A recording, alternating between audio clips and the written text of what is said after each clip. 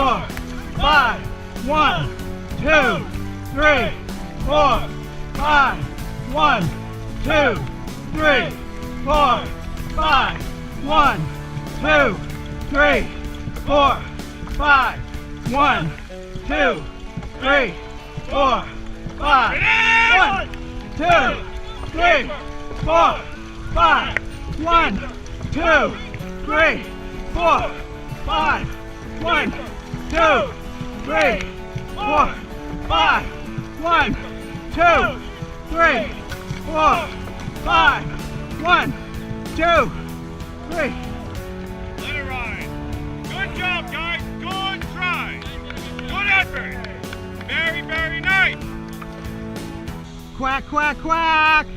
Quack, quack! Welcome to Concord's Super Duck Tour, especially for the WOW Weekend on Water.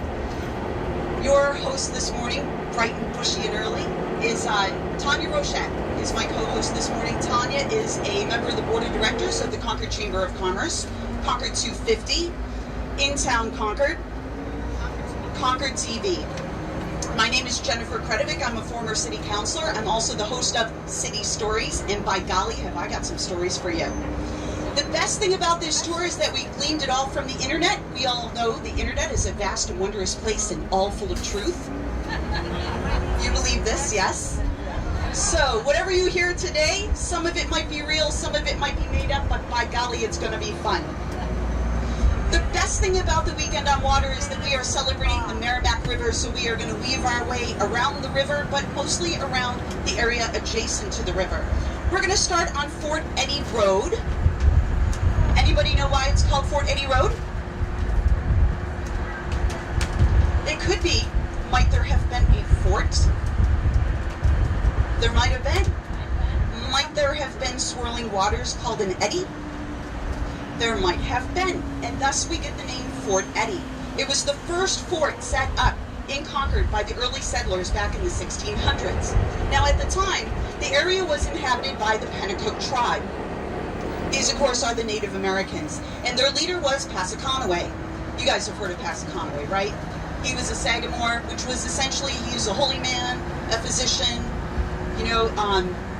he basically took care of everybody, and he was the leader, but he was a peaceable man. and he had no problem whatsoever with the settlers moving in.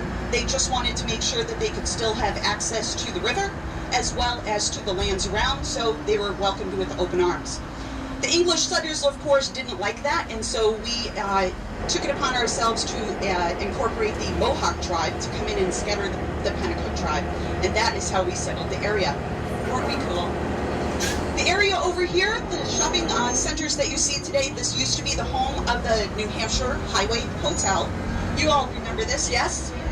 This was really the political hotbed of the state of New Hampshire. There was a time when legislators from all over the state would actually come to Concord and stay for long periods of time while they worked on their legislation.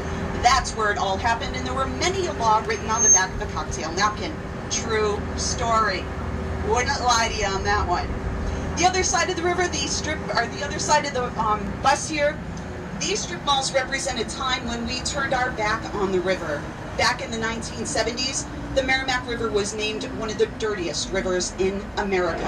And a lot of it had to do with the print industries that we had here in Concord. It wasn't just Concord. Nashua and Manchester contributed as well. There were, however, times when the river ran green because they were running green ink, and then blue when it was blue ink, and then red when it was red ink. But over the last 30 years, we have really paid attention to our river, working with conservationists as well as scientists to clean up the river.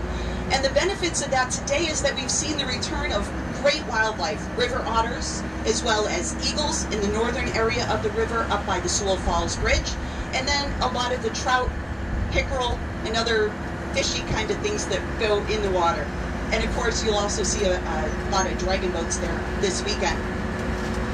We are going to make our way towards the NHTI campus, and on our way there, I want to tell you a little bit about a small garden plot that exists just around the corner. We'll point it out to you when we get there. That is called the Sagamore Gardens, and it's a great community effort that's put together by the Concord Monitor as well as NHTI. As you know, we have about representatives from about 30 countries that come to Concord as part of a refugee settlement. We are one of the premier areas for refugee settlements, and those gardens are donated by NHTI, supported by the Concord Monitor, so that our newly arriving Americans have an opportunity to grow foods native to their own country at no charge. It's a wonderful plot of land, and of course we're very much in favor of community-supported gardens across the city, across the state, and this is an initiative that's always been really important here in Concord, that we be warm and welcoming to invite our new friends. So when we get around the corner, we'll take a look at the Sagamore Gardens.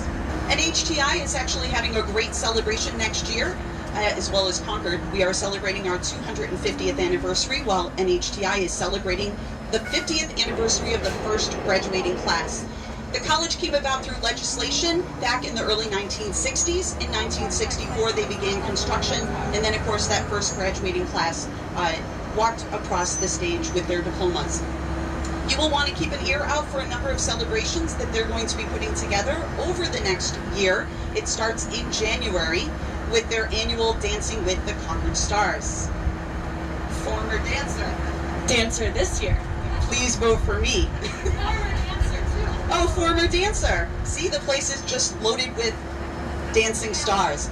It is a hoot. It's a fundraiser for the President's Scholarship Fund, and so I do encourage you in January, kick off the start of Concord's 250 and NHTI's 50th anniversary by participating in their events, particularly if you're an alum. You'll want to do that. That same weekend, it's also the Black Ice Hockey Tournament. When we head back to the Weekend on Water, there's plenty of information about this great Concord event, plenty to do all year long. Coming up, we're going to talk about the McCulloch Shepherd Discovery Center.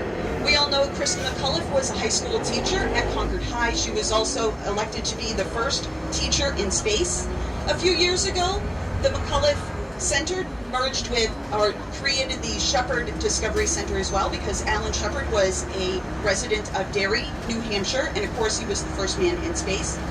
One of the things they added to the planetarium and Discovery Center was a 92-foot tall red stone rocket.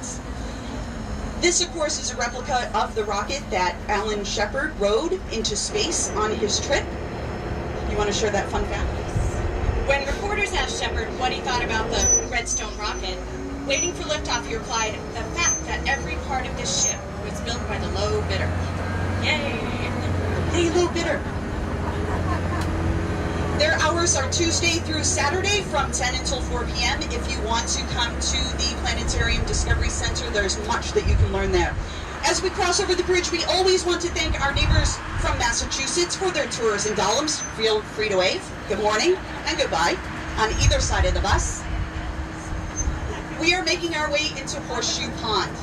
This is a great conservation area around the city, but I have an even better story to tell you. I know we have some people in Concord, from Concord on this bus. How many of you live in the North End? Now that would be anywhere north of Merrimack County Courthouse. Any South Enders? Oh, we have some South Enders. So you guys all know about the rivalry between the North Enders and the South Enders. So this is a great story. Back in the early 1800s, a lot of the young gentlemen in the area, be it North Enders or South Enders, had a rivalry between them. Now we all know that the South Enders call downtown uptown, but all the North Enders call downtown downtown. I'm a Norther. Downtown. And so they had a cannon between them that they used to play a game. And the cannon would be stolen from one side into the other and then hidden.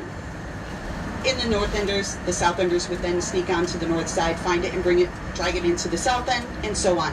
Well, the Southies, they had a brilliant idea. They were going to take the cannon and bring it into neutral territory, which was downtown uptown. From what used to be Freight Street to the Merrimack County Courthouse, neutral zone. They actually strapped the cannon to one of the main beams of the Phoenix Hotel. The Phoenix Hotel doesn't exist today. You know it as the lovely CVS building. One of the Northerners found it, and they were not happy. Who hides the cannon in neutral territory? And so he and a buddy, they took the cannon and they sunk it in Horseshoe Pond, the location known to no one. True story. The other part is that the natives got restless with no rivalry to go between them. They went and got another cannon.